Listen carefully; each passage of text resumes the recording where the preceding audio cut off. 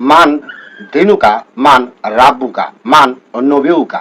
শরীয়তের দৃষ্টিতে আলেম ওলামাগণ বলে থাকেন, মানুষ মৃত্যুর পর মাটি খুদাই করে পুঁতে রাখা হবে।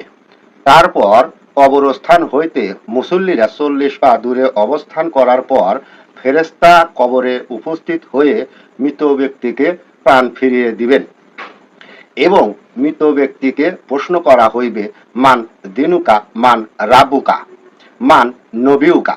বন্ধুগণ, আমি বিস্তারে যাইব না, তবে ইতিপূর্বে ধর্মীয় বিস্তারিত ধর্ম পণ্ডিতগণ কাল্পনিক ব্যাখ্যা বুঝিয়ে গেছেন, যেই ব্যাখ্যা শরীয়তের নয়, হাকিকতের নয়, তরিকতের নয়, মারফতের নয়।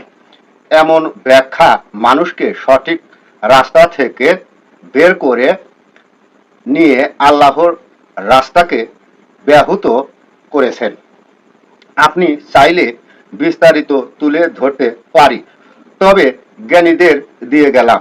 কবরে প্রশ্ন করা হয়েছিল, মান দিনুকা, মান রাব্বুকা, মান নবিউকা। এই তিনটি প্রশ্নের উত্তর এবং জবাব আপনার সারা জীবনের কর্ম করে দিতে হবে। সবাইকে ধন্যবাদ।